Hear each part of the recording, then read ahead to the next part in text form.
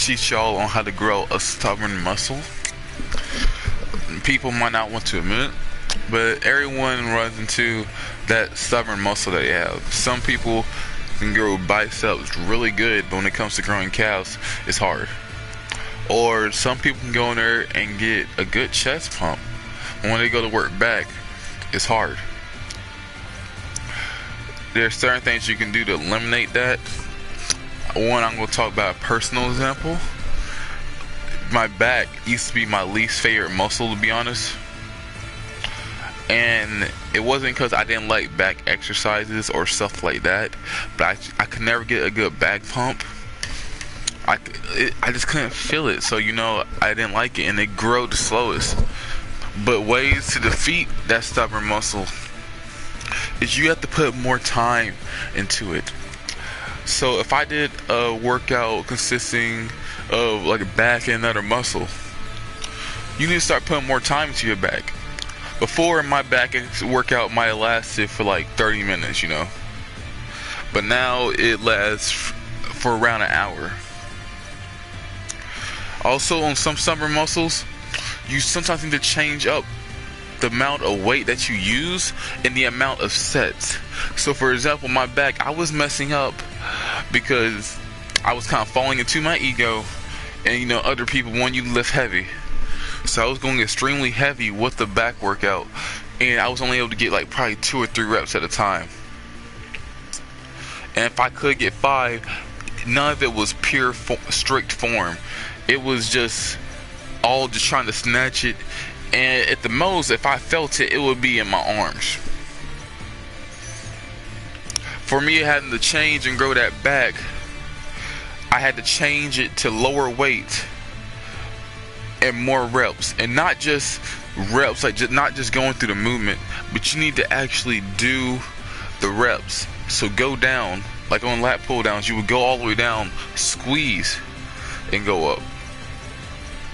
Sometimes when you're trying to work these stubborn muscles, you need to change and put a different activator.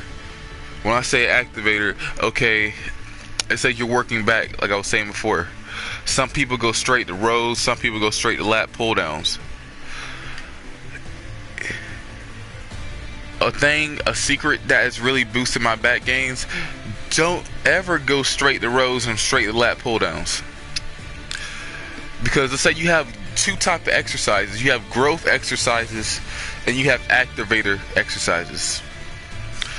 Doing those lat pull downs in rows are there to grow your back. Before you to grow your back, you have to activate it first. For a good example, one of my favorite activator workouts are pull-ups and straight arm pull downs. Straight arm pull downs, you get like a regular bar, kind of a smaller bar where you can kind of curl it and you put it on a lower rack, but you get a regular bar, kind of like you're doing tricep push downs, but instead keep your arms straight the whole time. Push the bar all the way down to where your hands are by your side. This exercise is going to activate the middle part of your back, and it's going to grow your lats, making them wider. I recommend this one. I got this one from watching Goku Flex. When you do it, it's actually going to activate your back, and you tell a heck of a lot difference. Cause just doing this, you do it slow and controlled, and you can superset it with pull-ups. Supersetting this with pull-ups it gives you surprisingly a back pump. So when you actually go to do the lat pull downs in the back rows, you feel something completely different. You actually feel every single rep. So you need to kind of start activating that stubborn muscle. Another thing how to grow stubborn muscle is just work it harder. I got this from Cali Muscle. My calves and my back, I would say, would be my weakest points. But for me, I had to grow my calves. My calves have actually made a good noticeable difference, especially in me. For me, I had to grow my calves. You just have to work them more. Work them harder and work them more. I would say I went from working calves about 2 times a week to 5 or 6 times a week. Calves are like your abs. You can work abs every day. You can work calves every day. They're made out of the same material, the same muscle. So if you're trying to grow those calves, you need to work the calves every day. Now here we come to biceps. I know a lot of you guys out there are trying to get bigger biceps, but you're wondering why they aren't growing. At first, when I was making my gains, before I started my Instagram and everything, when I was making my gains, I would say they were mainly more tricep gains. I was making some bicep gains, but it was mainly just tricep, which isn't bad because tricep is the bigger head, so you're supposed to work it more. But I could not get those bicep gains going. So for you guys that are having trouble working bicep gains, you just need to curl more. Biceps sometimes they're so stubborn. They're like karma. They're so freaking stubborn.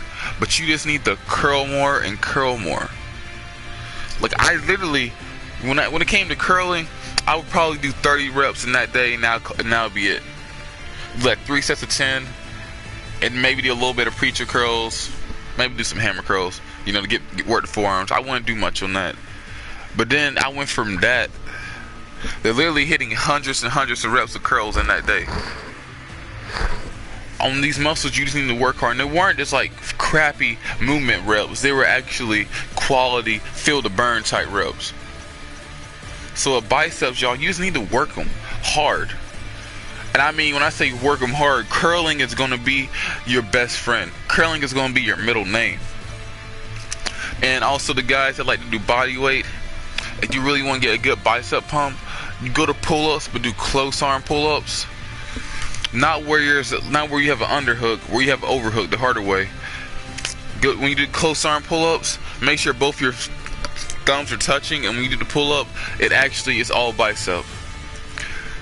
When your arms are more spread out all the way, it works more your back. When your arms kind of middle grip, it works back and arms. But when you do a close arm pull-up and both of your arms are touching on the pull-up bar, it's gonna work mainly biceps. Biceps do help bench too. Bench can be helped by biceps, triceps, back, and legs. All your muscles help you on bench, if you believe it or not. Legs is something called the leg drive. When you base your legs on the floor as you go when it hits your chest, you can boost your legs up. I'm not talking about legs going straight up, but kind of like send an upward motion through your thighs without raising your legs. Back, one reason I can tell y'all that my bench has improved significantly, really fast, is the back.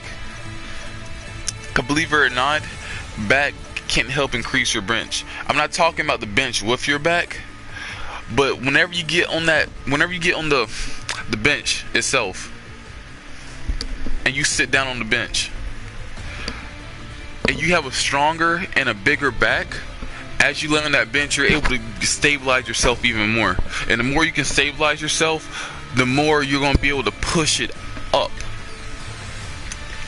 It's like if you have strong arms, but you have weak or like no back, and you go to lay on the bench, you're going to be kind of wobbly. You won't be stabilized. You're going to be kind of, unbalanced. And then sometimes you'll see people's arms start to tilt when they do it, or it's not going straight up. It's because they're back. They have the arm strength, but they don't have the back to stabilize it. Back's like a foundation. Another tip. I'm gonna get some gameplay for y'all real quick. Ryu. How about the Hado? Another tip I want to give y'all. Let's see, I went over back, calves, and biceps. But let me think of another muscle. Okay, quads. For you guys out there that it feels like your legs aren't growing, you just one machine I think to kill a stubborn quad, one machine to defeat it is leg extensions. As you see my workout, I do plenty of leg extensions. Leg extensions really will give you a pump. What I recommend you trying though, get on a leg extension machine. Put the weight on 170. Do as many reps as you can. Put the weight on 150. Do as many reps as you can. So go 170, 150, 130, 110. You see what I'm saying? Go down 20 pounds every time. Do that for 3 sets. Then get a single leg extension and do these as slow as possible. I guess I'm trying to say a big way to kill a stubborn muscle is to switch things up, not just in frequency but in exercises. Because you go in the gym and do the same exercises, then like it's the same exercise in real life. You can do some of the same exercises, but if you go in there and you literally like go and do the exact same order, exact same reps, it's not going to work. So if I go to curling, if I know I'm going to go to curling and tricep extensions every day, okay, I can do that, but I don't start out with the same type of handle or the same weight. Like, they'll always go out there and start with a rope, hit a straight bar. Confuse your muscles. You have to constantly confuse your muscles. One thing I want to say to y'all is to keep ascending. Nobody can stop your dreams as long as you have a vision and motivation. You can never be put down. Sam Bad Boy out.